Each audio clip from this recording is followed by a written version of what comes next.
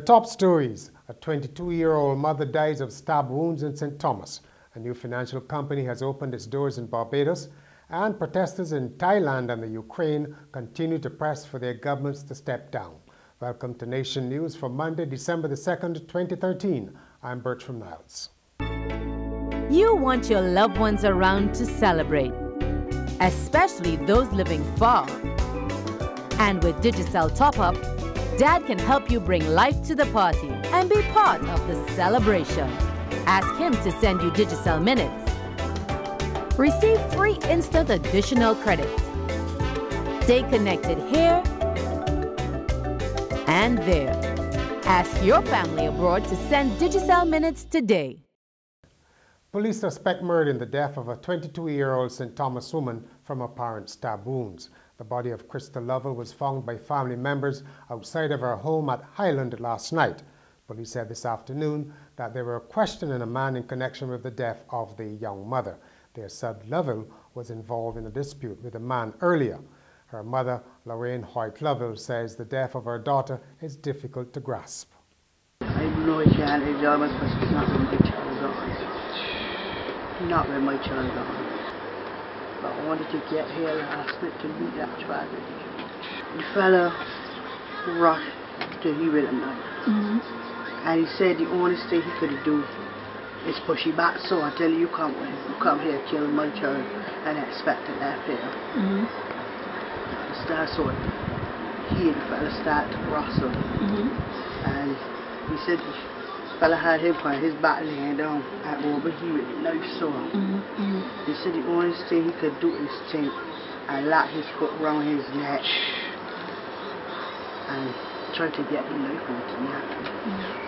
And he had to give him a couple of cuffs and tape. Police have also issued a wanted notice for a 32-year-old man in connection with serious crimes which they did not reveal. They have urged Romel da Costa Graham to turn himself in to the nearest police station with a relative or lawyer. Graham, who is also known as Naka Poo or Drayman, was last known to live in Foursquare Valley, St. Philip. He is 5 foot 2 inches, of slim build and of dark complexion with brown eyes. A new financial company has opened its doors. Axel Finance officially launched today at its new home in Horizon House, Bridgetown. The microfinance company is aiming to help small and new businesses to grow. Businesses don't start large. Every business needs some capital to start and grow. The goal of economic development includes improving the general standards of living, enabling social mobility, and creating dignified employment opportunities. The talent, the passion, and the aspirations of the Caribbean people have always been here. Lalu Vaswani, the president of the Barbados Chamber of Commerce and Industry, congratulated the company on providing opportunities for aspiring entrepreneurs. We have a tremendous entrepreneurial spirit in Barbados, but what we need are the tools to get it done. The government has already provided and continues to provide unhesitatingly the enabling environment. And so the Chamber of Commerce and Industry is very proud to see that Axel Microfinance is providing that facility. The Prime Minister of St. Vincent and the Grenadines, Ralph Gonsalves, says his government has no plan to permit the use of marijuana for medical purposes. However, Dr. Gonsalves says his administration is working through CARICOM to hold discussions on the matter, and a report will be presented in February. Last September, the Vincentian leader wrote the chairperson of CARICOM, Prime Minister Kamla Persad-Bissessar of Trinidad and Tobago, requesting that CARICOM as a group take up the issue. The United States International Narcotics Report for 2012 says St. Vincent is the source of the majority of cannabis in the Eastern Caribbean.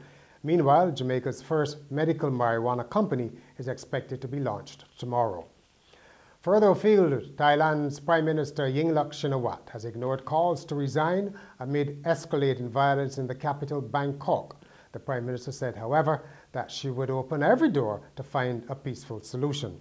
Ms. Shinawatra told the news conference that police would not use force, but the National Security Chief said police fired rubber bullets against protesters today. Tear gas was also used yesterday to dispel the crowd. There have also been protests in the Ukrainian capital, Kiev, to press for the resignation of the government. The demonstrators are unhappy that President Viktor Yanukovych has refused to sign a deal for closer ties with the European Union. The protesters have erected barricades in the Independence Square in Kiev and blockaded cabinet headquarters, leaving government workers unable to reach work. The Ukrainian president has defended his refusal to sign a deal with the EU, saying it was not offering adequate financial aid. In sport, LG Kick Strikeforce are the new champions of the Lime Pelican Football Challenge. Strikeforce walked away with the coveted first prize of $100,000 before a packed National Stadium over the weekend. The Bayland-based team won over the TS Strikers 1-0 during extra time. A header by Carl Joseph in the 104th minute of play secured the victory. In the third-place playoff, Carlo Perry scored twice as Bajan Pride beat Barbados SO Oyston's Top Bay Settlers 2-1. Henderson Richards scored the lone strike for Top Bay Settlers. The Bahamas is reassuring the governing body for athletics, the IAAF, that all is ready for staging of the inaugural World Relays next year. Led by Minister of Sport Daniel Johnson, a delegation from the local organizing committee recently updated the IAAF on preparations for the meet, which will be held on May the 24th and 25th next year. The World Relays will be held at the new Thomas A. Robinson Stadium in Nassau. More than 700 athletes from 40 nations are expected to compete at the relays. The entertainment package is next, including the action from the weekend carnivals. At Courts, every day we bring affordability, convenience, innovation, and style to over 1 million customers in 11 countries. From homes to communities, we are proud to make a difference in the lives of many across the region. Courts, bringing value home. Hi, I'm Leigh-ann and this is your entertainment package. From north to south, there was so much to see and do this weekend. Unfortunately, some were better than others. We start with St. Philip Carnival, which suffered from a low turnout. However, those who came still had a great time.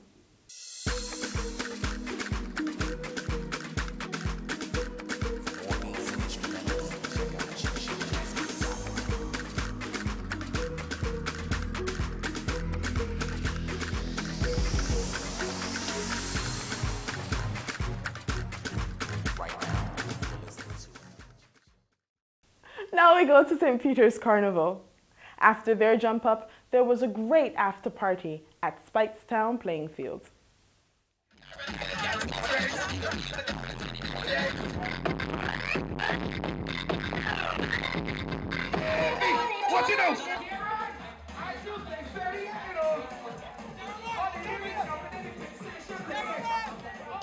She's so man. They got this sergeant lady. I had to play a tune for she. Let's jump for the white zone. Let's jump for the white zone. Hold up your foot and jump. Hold up your foot and jump.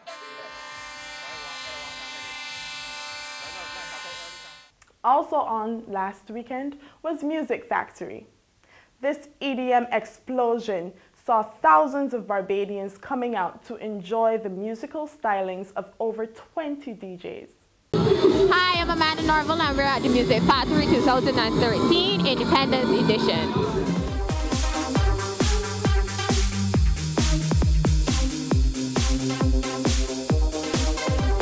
Shout out to Music Factory 2013! You know, we're proving a point that we can do it, and it's, you know, it's like female power. So, yeah, you know, it's an honour to be the only female DJ on this lineup, for sure. First time, but I'm going to come back every year.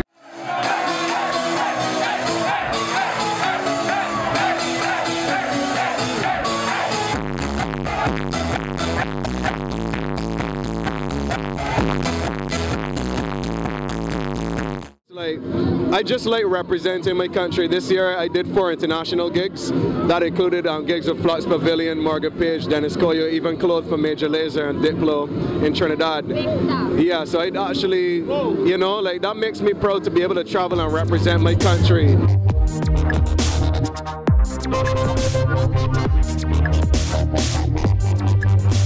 Requisite fractures off the bomb.